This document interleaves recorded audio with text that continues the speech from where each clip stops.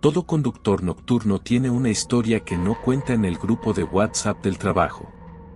Historias que se repiten, con pequeñas variaciones, entre turnos, entre ciudades, entre plataformas distintas.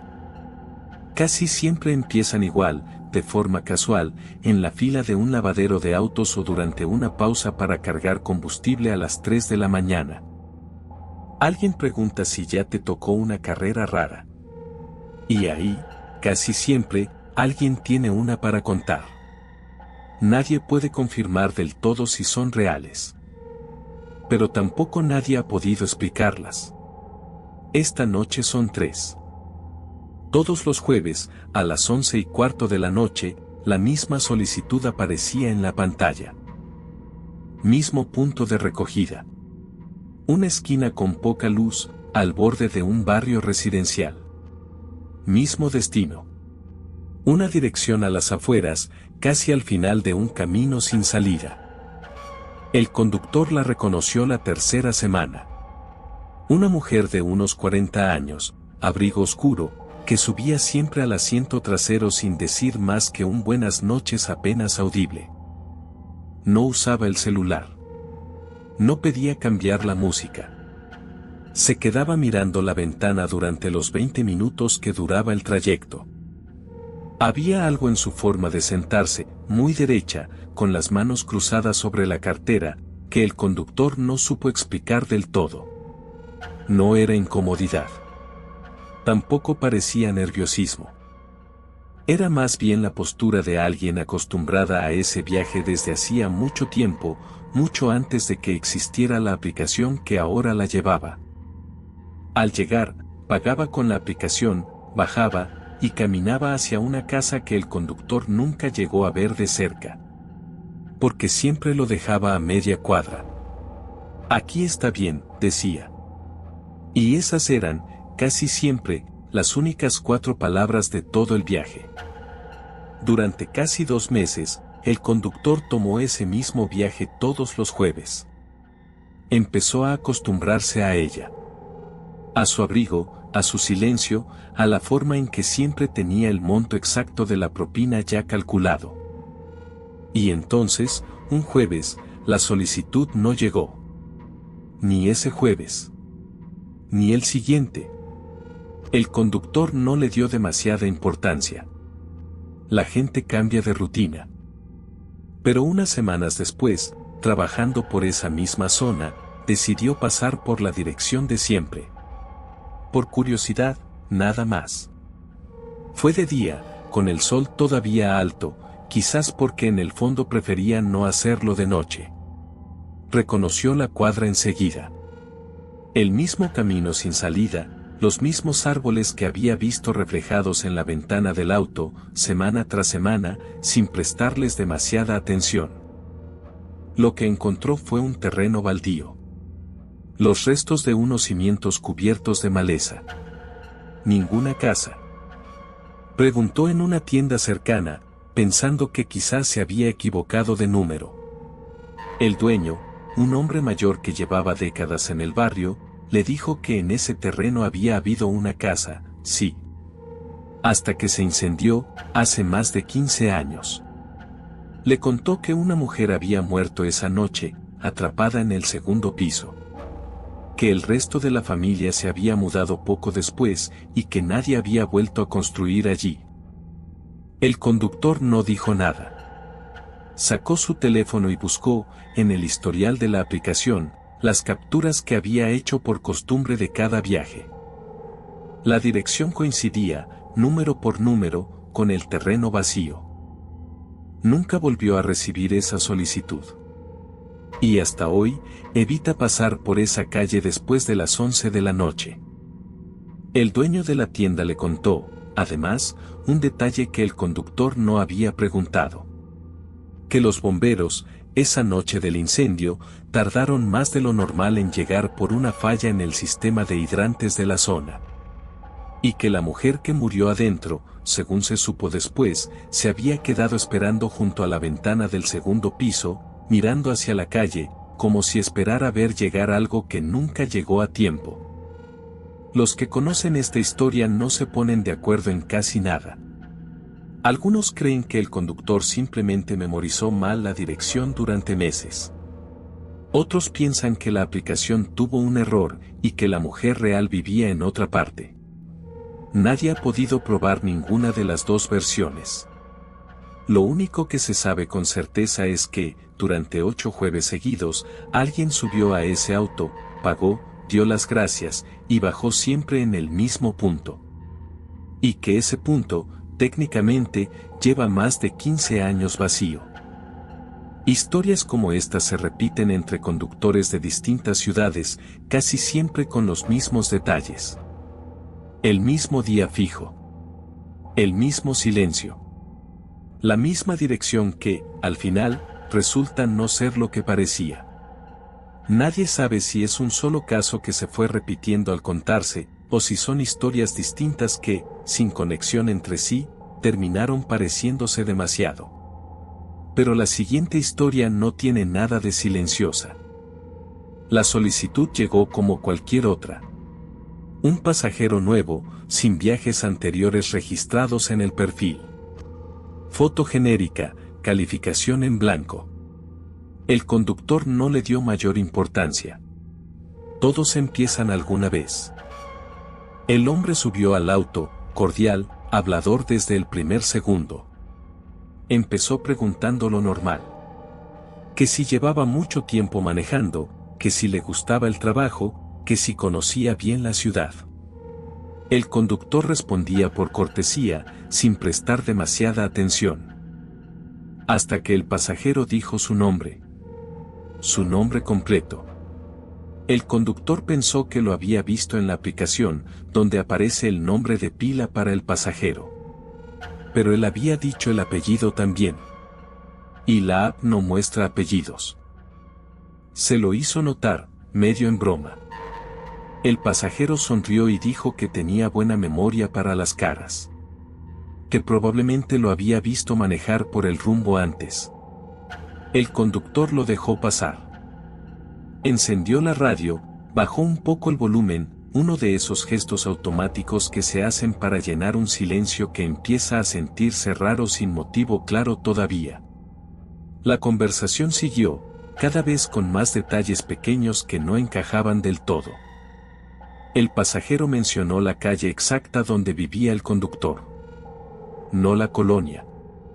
La calle, con nombre y todo.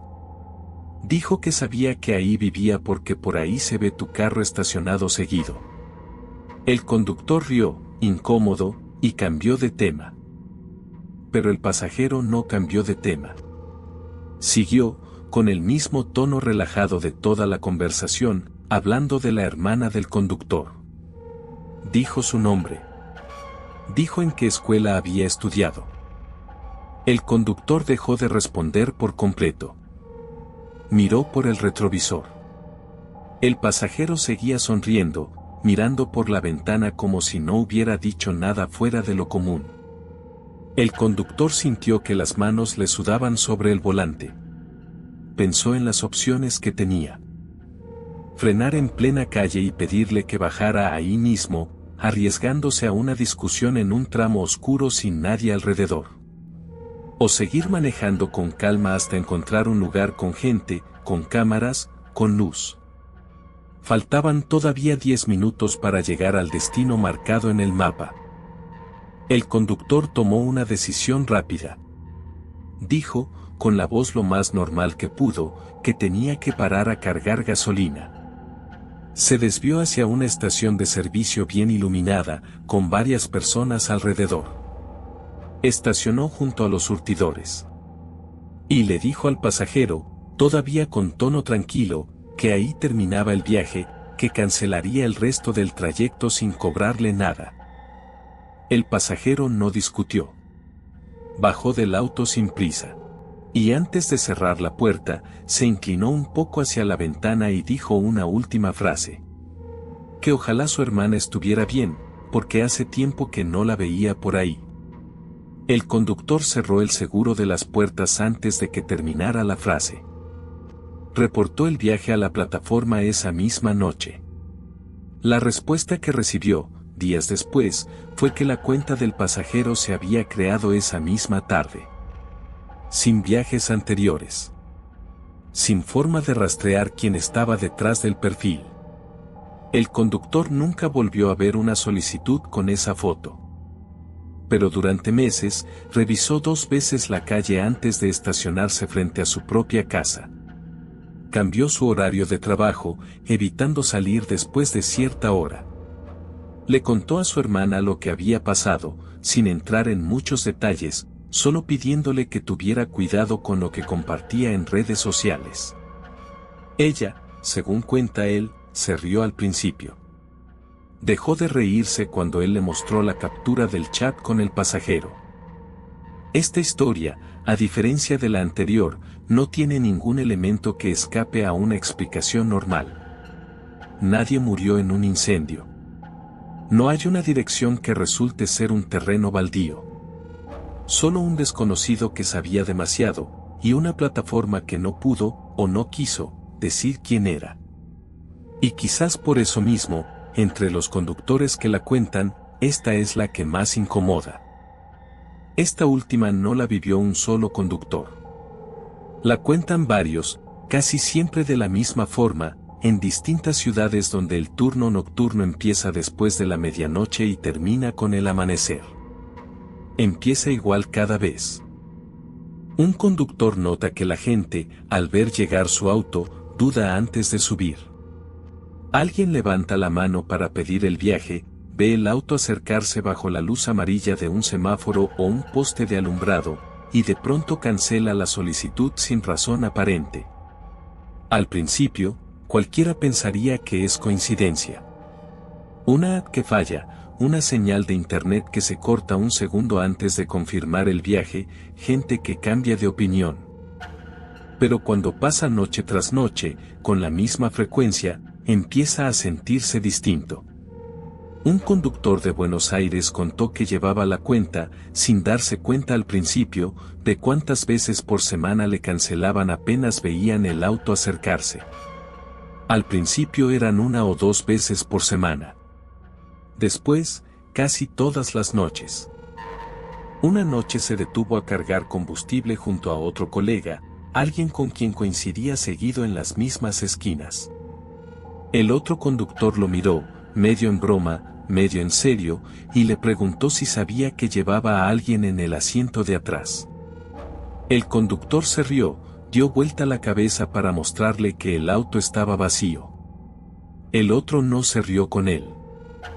Solo dijo que, desde la calle, cuando el auto pasaba bajo la luz de algún poste, a veces se veía una silueta ahí atrás. Nada más. Después volvió a subir a su propio auto y se fue. El conductor no le dio demasiada vuelta esa noche. Pero unas semanas después, una pasajera real, de carne y hueso, subió a su auto para un viaje corto. A mitad de camino, ella preguntó, con total naturalidad, si su amigo estaba bien. El conductor no entendió la pregunta. Iba solo. Ella insistió, señalando el asiento trasero vacío, diciendo que había alguien sentado ahí desde que subió, alguien que no había dicho una sola palabra en todo el viaje. Describió, incluso, la ropa. Una campera oscura, gastada, que el conductor jamás había visto en su vida. Dijo que la persona miraba hacia adelante todo el tiempo, sin parpadear, como esperando algo.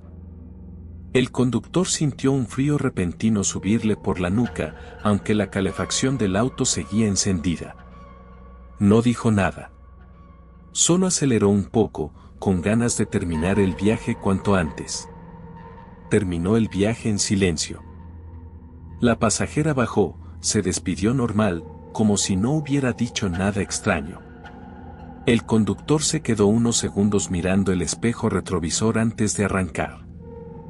Desde esa noche, dice que evita mirar el asiento trasero apenas alguien cancela un viaje sin explicación. Y que, cuando alguien sí sube, prefiere no preguntar si van solos.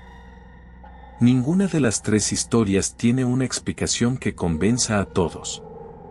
La primera podría ser un error de memoria estirado durante meses, o una coincidencia de direcciones que alguien decidió no cuestionar demasiado.